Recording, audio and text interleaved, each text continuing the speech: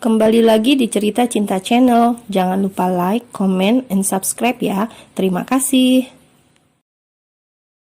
Fajar awalnya hanya ingin memastikan Agnes benar-benar tidur nyenyak, meskipun instingnya mengatakan hal yang berbeda.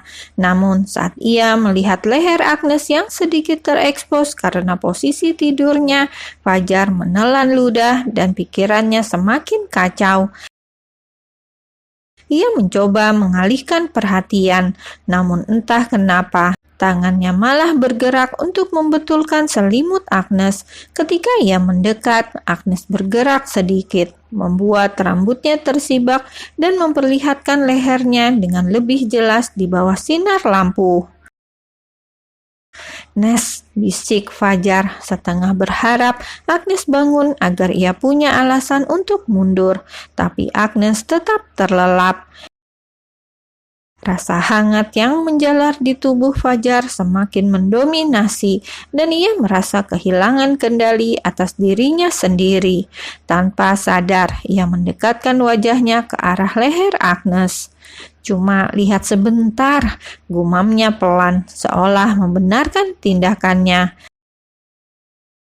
Namun, aroma lembut dari kulit Agnes semakin mengacaukan pikirannya. Sebelum ia menyadarinya, bibirnya sudah menyentuh leher Agnes, meninggalkan jejak kecil keunguan di sana. Agnes menggeliat pelan dalam tidurnya, namun tidak terbangun. Fajar tersadar dan mundur cepat. "Apa yang aku lakukan? Ini gila," pikirnya panik. Ia mengusap wajahnya keras-keras, berusaha mengembalikan kesadarannya. Tapi efek jamu yang dibuat nenek benar-benar membuatnya sulit mengendalikan diri. Akhirnya, di tengah malam, ia terpaksa mandi air dingin untuk menenangkan dirinya. Esok harinya, seperti biasa, Agnes berdiri di depan cermin setelah mandi, memastikan wajah dan tubuhnya bersih.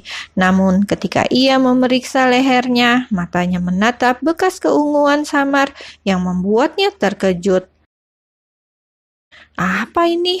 tanyanya pelan, bingung. Pikirannya langsung melayang pada cerita teman-teman kuliah yang kadang membicarakan bekas seperti ini setelah berciuman.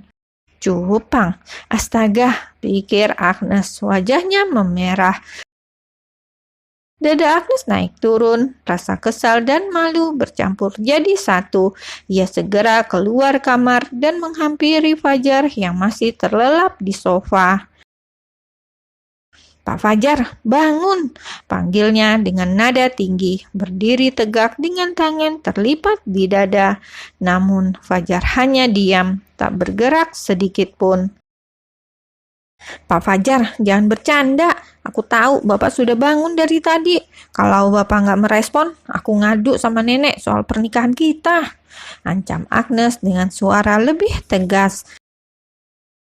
Setelah mereka tidur di satu kamar, mereka sepakat jika Fajar tidur di sofa, sementara Agnes tidur di ranjang. Sebagai imbalannya, Agnes harus berakting di depan Nenek Grace agar pernikahan mereka terlihat baik-baik saja dan bukan karena terpaksa.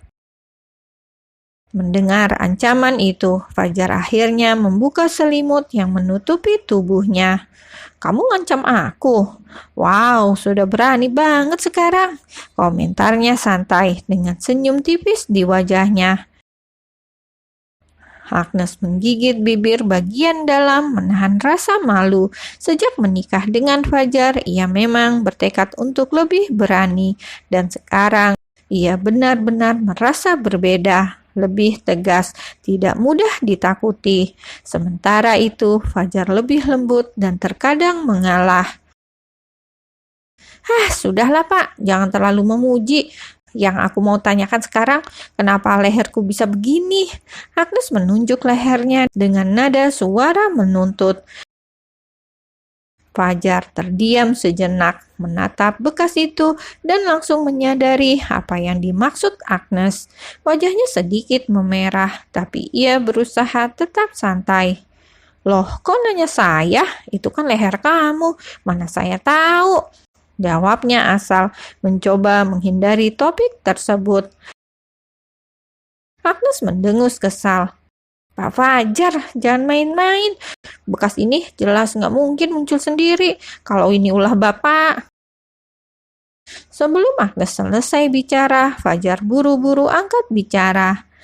Ya udah Nes, anggap saja itu salah jamu nenek. Aku nggak sengaja kok, jangan marah ya. Agnes tertegun mendengar pengakuan itu. Pipinya memerah, campuran antara malu, marah, dan bingung. Jamu nenek? Pak Fajar, jangan buat alasan yang gak masuk akal. Jadi, alasan yang masuk akal seperti apa? Fajar berdiri dari sofa dan kini berhadapan langsung dengan tubuh Agnes yang hanya sampai sedadanya. Ia tersenyum menggoda. Aku suka dengan leher kamu. Seketika itu Agnes menelan ludahnya kasar. Niat hati mau marah pagi-pagi karena kesalahan Fajar, berakhir dirinya yang dibuat berdebar-debar. Belum sempat Agnes menormalkan detak jantungnya, Fajar berkata lagi, perlu aku tambahin lagi nggak? Hitung-hitung pahala buat istri solehah. Pak Fajar! Fajar terkekeh geli mendengar teriakan Agnes yang kini sudah seperti candu baginya. Ia mengamati wajah Agnes dengan senyum tipis, lalu bertanya dengan nada menggoda. Nes, aku lihat wajahmu merah, kamu sakit. Agnes berusaha mengatur nafasnya, merasakan panas yang semakin menjalar di wajahnya. Pandangannya tajam menatap Fajar, namun hatinya terasa campur aduk. Marah, malu, bingung, semuanya bercampur menjadi satu. Ih, apaan sih Pak? Udah, pokoknya lain kali kalau nenek bikin apa-apa lagi, jangan diminum. Aku nggak mau jadi korban terus. Ujarnya dengan suara yang sedikit gemetar, mencoba menahan amarah dan rasa malu yang begitu menguasai dirinya. Setelah mengucapkan kalimat itu, Agnes langsung bergegas masuk ke kamar mandi, berusaha menenangkan jantungnya yang berdetak tak karuan. Setiap detik di sana terasa semakin berat, mencoba mencerna apa yang baru saja terjadi. Pagi itu, seperti biasa, Fajar, Agnes, dan Nenek Grace memulai hari dengan sarapan bersama. Namun kali ini ada yang berbeda. Nenek Grace menatap Agnes tanpa berkedip. Matanya seperti meneliti sesuatu di balik penampilan cucu menantunya itu. Nes, kamu gak kepanasan kalau pakai syal tebal seperti itu? Tanya Nenek Grace. Suaranya terdengar agak cemas karena melihat Agnes yang tampak terbungkus syal tebal di pagi yang sebenarnya tak terlalu dingin. Enggak, Nek. Cuaca memang sedang dingin. Aku takut masuk angin. Jadi pakai syal ini. Jawab Agnes dengan suara yang sedikit tertahan. Berusaha menyembunyikan perasaan yang tak ingin terlihat. Nenek Grace mengangguk. Tapi matanya tak terlepas dari Fajar yang kini terlihat tersenyum-senyum sendiri. Grace sedikit paham sekarang. Mungkin efek dari jamu yang ia buat semalam membuat cucu menantunya ini berusaha menutupi sesuatu yang seharusnya tidak dilihat orang. Fajar, tolong ambilkan syal nenek di lemari. Kasihan istrimu kalau pakai syal tebal itu. Kamu ini kalau main lihat-lihat situasi. Kan Agnesnya jadi malu, kata Nenek Grace sambil tersenyum nakal. Agnes yang sedang meneguk susu tiba-tiba tersedak mendengar kalimat vulgar dari Nenek Grace. Ia menatap nenek dengan mata yang terbuka lebar, merasa seolah dunia berhenti sejenak. Nenek, ini semua gak seperti yang nenek pikirkan, katanya dengan suara serak, berusaha menenangkan diri meskipun hatinya mulai berdebar. Memang nenek mikir apa? Tanya Nenek Grace dengan ekspresi penuh teka-teki. Agnes merasa seperti diskakmat, seolah seluruh dunia seketika mengepungnya. Ia baru sadar dari mana asal sikap Fajar yang menyebelin itu. Tentu saja dari nenek Grace Alaska. Kali ini Agnes berjanji pada dirinya sendiri akan membalas Fajar dengan cara yang tak terduga.